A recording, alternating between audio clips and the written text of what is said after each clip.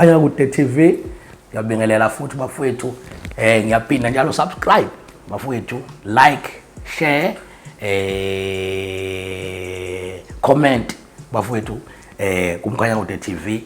Ngibingelela nje bonke ababukeli uSithembiso Cele futhi lo angifuna nje ukuxoxa ngolunye futhi udaba nje oluthinta indaba yenkabi. Hey bafowethu, mhlambe ake ngiqale nje la. Ngiyazi ukuthi mina ake ngikhulume ngami. Mina before ngiboshwe bakhona abantu bafethu esikhule emalokishini bafethu, uyabo lonto naseyindaweni esikhulele kuzona, yabo lonto le uthi kunomuntu owaziwayo nje ukuthi lo muntu lo yabo lonto ungathi wenza yona lo msebenzi womkabi kanjalo. Uthola ukuthi ke futhi lawo bantu bayasabeka, yabo lonto ngalendlela ukuthi mhlawumbe even uthola emphakathini uyazi ukuthi wenza leyo nto but akaza yenze mhlawumbe emphakathini, yabo. Uthi nje mfethu uyahloniphela emphakathini wangoba kanti usebenza umsebenzi onjalo and abantu uthi banayo information. Ngifuna ukuveza lento yokuthi mina bengina lento ethi umuntu oyinkabi kanjalo showcase umuntu wenombolo, yabo. Umuntu wenombolo futhi mhlawumbe uyigunya or something, yabona. Kodwa ke ngifuna ukuxoxa ngalento. Kunabafethu abebeyinkabi ngaphandle engiboshwe na. Uthola ukuthi khona nje omunye mfethu owathi wayinkabi ngaphandle uthe mengene ejele. Wafika ngaphakathi ejele kwayila ethatha khona inombolo. Uma ethatha khona inombolo nakhona futhi uyithathiswa ukuthi bekushubile etoksini, uyabo. Phela manje lapana ejele isasebenzi lento omkabi akawusibhamu lapana, akommese lapana angeke isebenze lento yakho lapho. So wayithatha naye ngenxa yesimo, yabo, inombolo. So lokho kuqala kwangikhanyisela lento ethi osho ukuthi umuntu oyinkabi it's not ukuthi usuke eshaya inombolo lo muntu la ngaphandle noma ukuthi umbona emisimini wenzana, ngoba lo muntu engikhuluma ngaye mina wafika wayithatha phambi kwami inombolo ejele. So uma iseshayela inombolo shaya kanjalo inombolo, ngiyakhumbula nje ukuthi mhlawumbe mengaxoxa kancane ngendaba yesitori sakhe. Lo mfowethu uthe mayithatha inombolo ngaphakathi, so wakhula ngendlela akhule ngayo enombolweni, uyabo lonto le. And into engiyibukile ngesimo sokuthi wena Butvusi ube inkaba ngithi abantu bayazi, yabo, igeme ngiziyazi ngoba ngisho ukuthi ejala akululu ukufihla icala lakho, akululu ukufihla icala lakho because nje ithi iboshwa siyazi ukuthi ithi noma ubani unalo. Uma kubuza ukuthi uboshelweni angeke uze uthi uboshelweni into uboshelweni into ngoba phela ithikithi likhona. Omunye mhlawumbe uzothi hayi uma ngingathanda ukubavezela, hayi akululu ukuthi ungakhuluma kanjani ngoba kunanesikhathi futhi uthi mhlawumbe kufika amaphoyisa, mhlawumbe kuqhamuka ocleaners kanje bathi sicela amathikithi, sicela ukuthi kufuneka amathikithi, mhlawumbe ufuna ukwenziwa lezi zinto za mhlawumbe zo tothi kunezinto ebuye zenziwe lapha, yabo. Uthi mhlawumbe uthathwa amathikithi ufuna ukubokala mhlawumbe umuntu onecala ethile, abantu abanamacala athile kanjalo banqena ukuthi wavele beqhama sebethi abanamacala emede, yabo, bevele bethi ndiyaxoxa amathikithi, yabo. Isikhathi qoqa amathikithi bona bazoyicheckela bona labo bantu abafuna bese bewabuyisa amathikithi, yabo. Asuke engaqoqwa iphoyisa, asuke eqoqwa isiboshwa ndiye siyawabona nje. So manje into ongalunda vele uyifihle. So into engizama ukuyiveza ke lo mfethu bebemazi uthi inkabi. Into engifuna ukuyiveza la, uyabona umuntu kanjalo uthatha inkabi ejele uma engene enombolweni isikhathi esiningi most of the time ungena asebenze ngegazi ngokwenombolo, you understand. Uthi manje uzofanele akwaze, yabona lezinto zokumaphakama nani ungena asebenze ngaleyo ndlela enombolo. Ngithi phela vele umuntu obenza leyo nto eminyaka igame ngiyakwazi ukuyisebenzisa ke leyo nto mase iqhasha ngokwenombolo ukuthi umuntu kanjani bese bekufaka enomboleni kuleyo category efana nawe, understand mhlawumbe nje ake ngiveza nje omunye uzothi umuntu odlubengulile yabo angisho ngibona umuntu owazi ukudlengula umuntu wambamba lo muntu usuke aggressive so naye futhi uyakwazi ukungena kuleyo category enjalo yabo so lo mfethu uke wangena kulokuzana so ube sekhulile ngokwenombolo yabo lonto sekunamasosha naye angaphansi kwakhe yabo lonto le so uma ukuthi kunezinto ezisuke efuna ukulungiswa nani uyakwazi na ukujuda abantu la yabo bayophakama yabo lonto so I remember nje one incident ngalenkabi wawangixoxela nje naye ngenye incident eyenzeka emkabini bakhe yabona kabini bakhe ukuthi ngizokhuluma ngendlela aboshwa ngayo naye uthi abe bethishanje shaya amakhanda naye ephila leyo mpilo leyo yabo shaya amakhanda kumnandi kunjena beyithola imali yabona kodwa uthi ekubanjweni kwabo babakade beyoshaya yabona omunye umama bethunywe omunye umama ngifuna uyizwe lento abathunyiwe mhlambe umnyeni walowo mama uthi azobulala lowo mama cha bathunywe umama ukuthi ayobulala omunye umama lo mama bayombulala engathi udadewabo angeke ngazi ukuthi babe bangani kodwa nje wangichazela kanjalo udadewabo walowo sisi babethunywe lo sisi uthi ayomshaya bayomshaya uthi bathe befika kulomuzi vele bayamazi ukuthi ulala uhlala nezingane zakhe yabona uthi bathe befika uthi bahlala nje ngaphandle bebuka kwaze kwamnyama yabo ngoba engathi uthi indawo yayisemakhaya le hlala babona kwaze uthi bambona nje waze wayongena olala yabo hayi uthi balinde yabo uthe ngempela basebonja sekucishiwe hayi uthi basebeyakungena uthi mabengena uthi nje bakhahlela nje isicapha uthi kwaye kwawuzukuzuku bethi bakhahle isicapha singavuleki ezona waze kwaphoqa ukuthi manje bashaye lapho ilokha isicapha bashaya ngenhlamvu kulokha isicapha savuleka isicapha uthi mabengena ngaphakathi uthi bamfice enqunu futhi wayelele nje enqunu Nkosi yami umama lo sisi lona yabona uthi ke bamshaya yabo mase bemshayile kanti la endlini bengalele yedwa lo sisi ubelele nengane ngazi ingane yacasha kuphi yabo ngoba nawe uyathi uthi abazange bayibone leyo ngane bona but uze bayibona leyo ngane enkantolo ngoba engathi bathola kanti bona benza leyo nto yabo ibona benza ngoba ukha engathi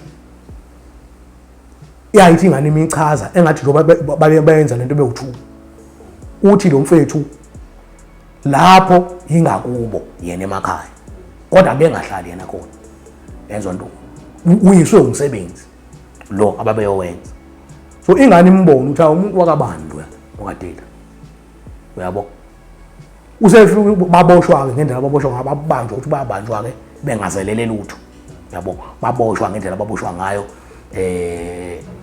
enkantolo isizove uthi ngenqothi leyo ngane under age ayizange izingene ebhokisi yayivela escreenini lapha yabo uthi yachaza ndiyasho uthi even makwenziwa lento ekuthiwa ID parade yabo igebengu zezithi khomba parade uyabona suke laphana kuzomiswa abantu laphana ezo bese umuntu lo othi ubonile ame ngala bese yanikhomendela nisweni ngamboni bese kuthiwa ya number 1 number 2 number 1 2 3 4 5 ubani obani ukuthi babe uthula abantu obani kulaba abantu akuthi ikhombe bona exactly ngani yabo so yachaza futhi ukuthi kwenzeka kanjani now baboshwa ke kanjalo so kuleso sigameko leso now khona lento engifuna ukuthi ngiyivezeke la uyabo le nkaba ngithi uyazi ukuthi umuntu lo okade engayishaya inombolo ngaphandle kodwa wangena washaya inombolo ejele nayeke vusi nabalaleli kunenkabi ejele yeso uthi umuntu mhlawumbe baziwa la ngaphandle ukuthi awu umuntu wenombolo ngoba phela abantu banaleyo mentality nazi kanjalo kunenkabi lapha ngaphandle ejele engayishaya nje ejele inombolo Xobo eziphile nje ejele azishayi kwakuyishaya nje yabo kodwa uthi ubeyinkabi ngaphandle yezwa lo uyaziwa futhi nasejele igebengu ziyazi uthe lo eminyango kanjani uyabo lonto ezinye zayo ngempela uthi futhi ziyamsaba yabo ziyazi ukuthi impela uyalahla phansi ngenhlamba kodwa ejele akayishayi inombolo. Yabo lo nto aphamisa inombolo uyiphilela impilo yakhe nje ejele akashayi inombolo. Zikhona inkabe enjalo.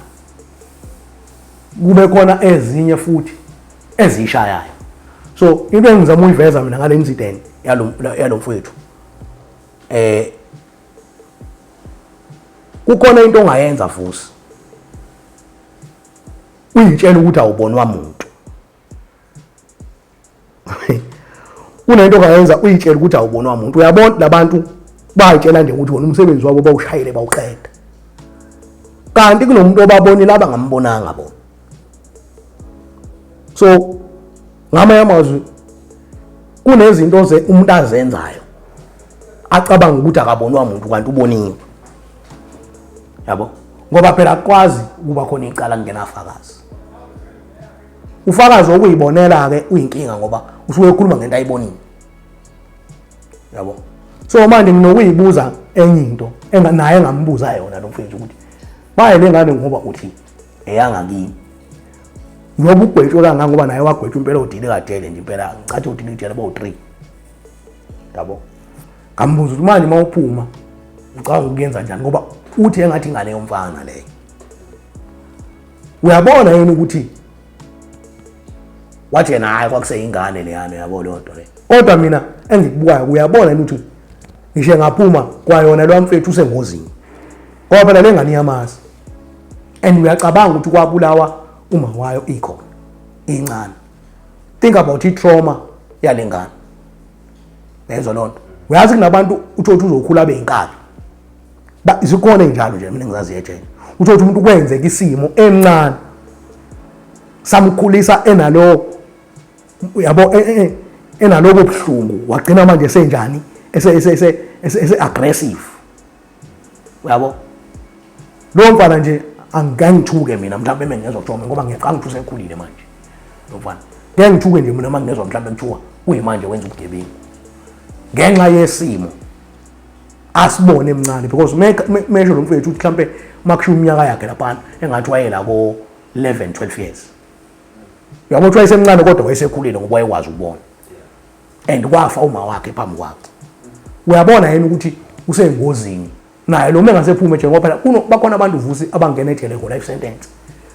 Baphu inqwaba bele ephume nje phambi kwami ngikho. Uthola abantu kade waboshwa mesho uthi waboshwa nini ngihlela lapha ejele uvela ubone nje lo muntu yazi waboshwa ngisemncane lo. Aphu. Naye lo mfethu usangaphuma. Uyophuma emfice sengakanani ke lo mfana.